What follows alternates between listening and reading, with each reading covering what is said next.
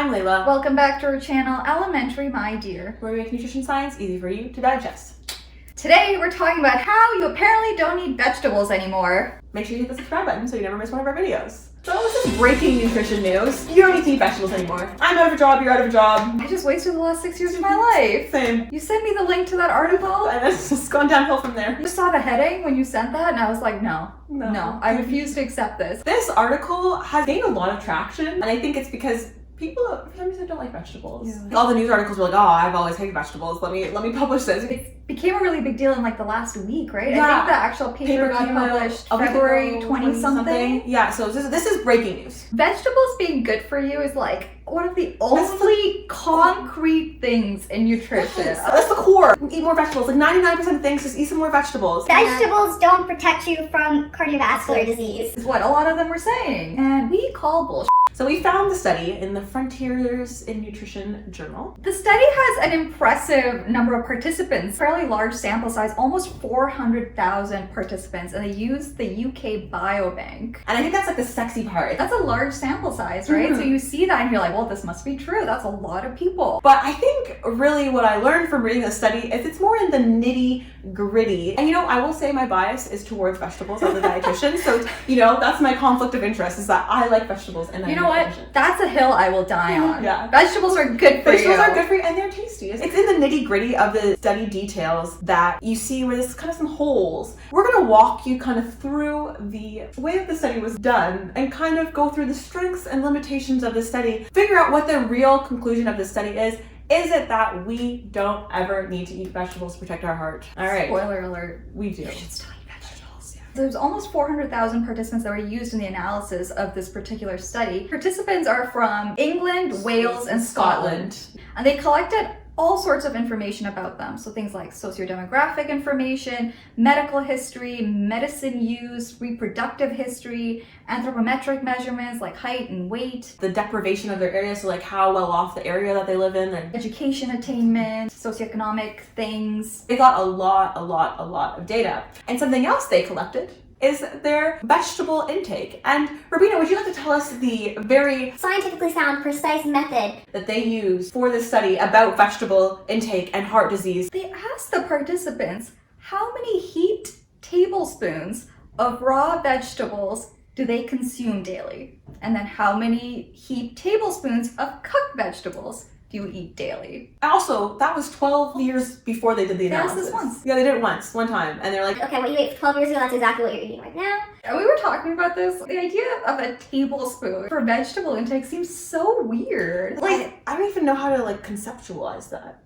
Like a bite out of an apple. I mean, that's a fruit, but like a bite of an apple could be up to 2 tablespoons. We've spent so many classes talking about how hard it is to measure food intake in people. That's probably, I'd say we spent a good 10% of our degree talking about the different ways of measuring food intake and how there's issues with all of them, but there's ways to pick the best one. They didn't pick any of them. And they said to include things like, if you had a piece of lettuce on your sandwich or a piece of tomato, all of that counts. But potatoes didn't count. No. Measuring food intake is very challenging. It's not a very intuitive thing for most people, especially using a measure of tablespoons. I'll admit, I'm saying this as someone that probably does eat a lot more vegetables than most people, but the average intake of the vegetables seemed off to me. The average total intake of vegetables was 5 tablespoons per day.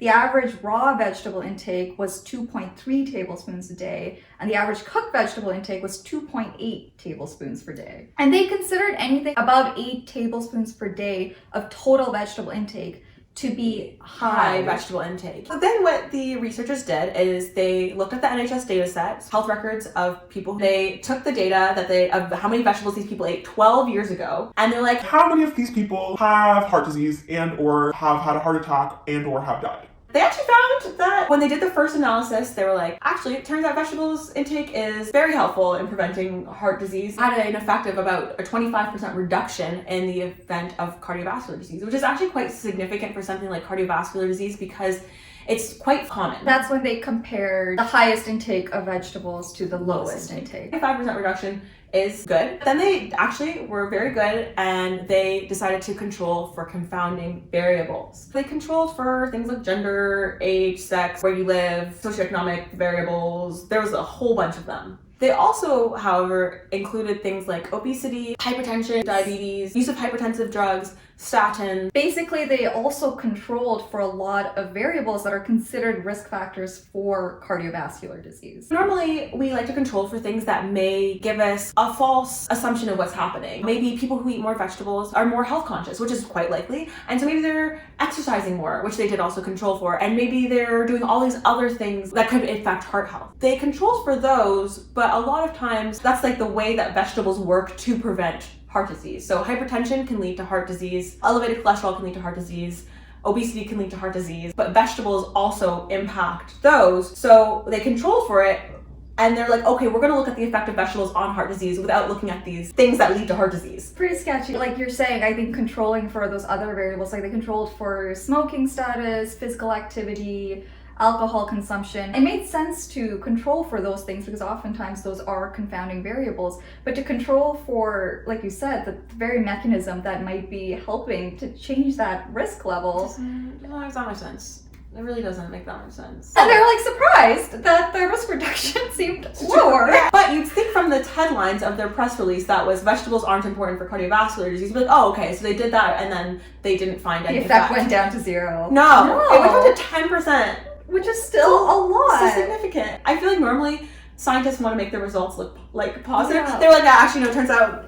I mean, that's their hot take, right? Yeah. It challenges all of our current understanding of nutrition and health. And Yes. they're like, I mean, the number of places that we've seen these headlines, you don't see that with nutrition research, especially talking about vegetables. That's like old news. We thought it was old news. We found a 10% reduction for cardiovascular disease. The only thing that they didn't see reductions in it for were stroke. Myocardial infarction, which is like the fancy science name for heart attack, that went down by over 10%. They saw that reduction for total vegetable intake and raw vegetable intake, but no difference for cooked vegetable intake. We talked about this study quite a bit, kind of how it went down. Issues with the way that the researchers came to their conclusion that vegetables are not protective against heart disease. So just to recap, the strengths of this study include, first of all, a high sample size. So like we said, it's almost 400,000 participants that were used in the analysis. Another strength is that they used very solid data for those health outcomes. They used actual medical records of patients that, experience things to do with cardiovascular disease. And then we're going to go back to the limitations. As we've said in pretty much every video ever, this is a cohort study. We can't say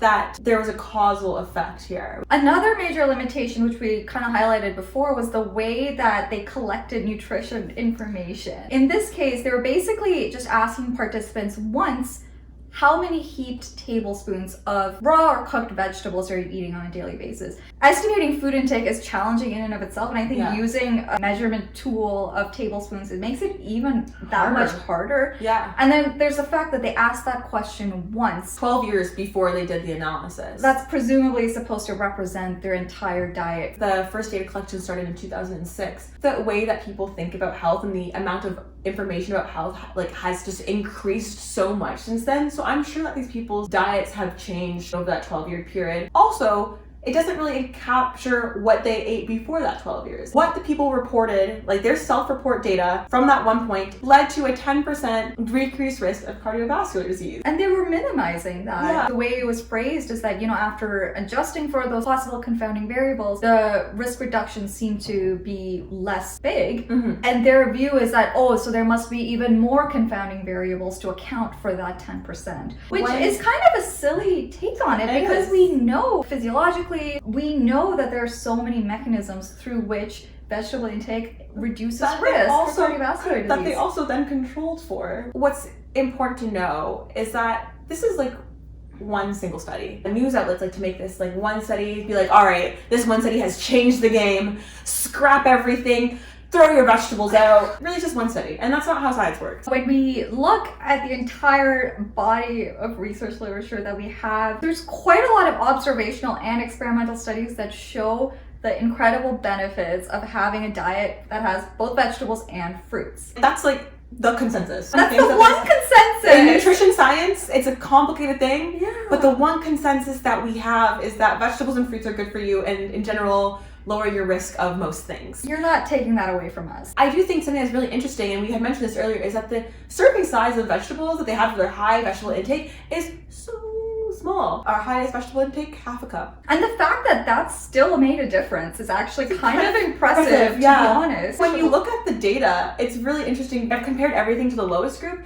Even like the second highest group, which I think was like 2 to 3 tablespoons per day, had lower risks than the lowest groups. Honestly, the headline should be like, literally just increase your vegetables by like this much per day, you're good. Add an extra piece of lettuce to your sandwich. And you're good. No, that's not the takeaway from the study. Please eat as many vegetables as you comfortably can. There's been all kinds of studies with just as many people, and then there's been meta-analyses where they put all these people together with like, and it ends up with like a total of millions of people. And the outcome is vegetables reduce cardiovascular disease risk. Absolutely. And I think another thing worth pointing out is that this study did focus on cardiovascular disease. Their benefit goes beyond heart disease. Obviously, heart disease is a really important thing that we're looking to reduce our risk for, but it's so beneficial even beyond that. And I feel like even though a lot of the headlines do specifically mention cardiovascular disease, the takeaway for a lot of people reading that would be, oh, I guess I don't need to eat fruits and vegetables. That's the way they wrote it. Right. That's literally the way they wrote it. One thing that's really near and dear to both of our hearts, keep you regular. They're high in fiber, they keep you regular. And just for that alone, I think vegetables deserve a kudos. They deserve a kudos for reducing risk of cancer due to their high content of antioxidants. Got your beta carotene, you have your vitamin C, potassium, which helps with hypertension. They keep your muscles going with the potassium too. They don't get enough credit. Another thing too is that people that generally eat more fruits and vegetables are probably also consuming less ultra-processed foods or less processed meat. Those types of foods tend to be, higher in saturated fat and sugar and sodium. Those things can also increase your risk for heart disease. What you just said brings up a really good point. Is in this study, they controlled for every variable under the sun, but they didn't control for processed food intake. That would be something interesting to look at. One of the interesting things that this research wanted to do is look at specifically the impact of raw vegetables and cooked vegetables. And like we said, we did see that there was a reduction in heart disease risk with raw vegetable intake and total vegetable intake, but it seemed like that effect wasn't there for cooked vegetable intake. And they did propose some possible mechanisms. One of them being, when you're cooking vegetables, there is loss of vitamin C. The integrity of the fiber in vegetables, cooking it is almost like pre-digesting it a little bit, so you might not get the same fiber power when you're cooking the vegetables. But there's also the question of how is the vegetable being cooked, how much oil are you using, what other ingredients or seasoning are you using, because obviously something like salt might actually increase your risk for cardiovascular disease. Something like if you're cooking with butter or this type of fat. There's so many questions to consider. Yeah. My new headline for this specific one would be, study finds after a really questionable analysis that vegetables still are protective against cardiovascular disease. I agree. Conclusion, vegetables are still healthy and still protect your heart health, but you should be eating them for all kinds of different reasons. I think part of maybe the hype or appeal of those headlines is that maybe it's kind of validating. I mean, let's be real, a lot of people don't like eating vegetables. And maybe it kind of validates that feeling, or You just need to learn how to cook better. Yeah. Eat your vegetables. Eat your vegetables. I can't say that enough. Thanks so much for watching, guys. Be sure to like, comment, and subscribe. Hit the notification bell so you never miss one of our videos. And follow us on our Instagram and our TikTok. And eat your veggies. Thank you for watching. Bye!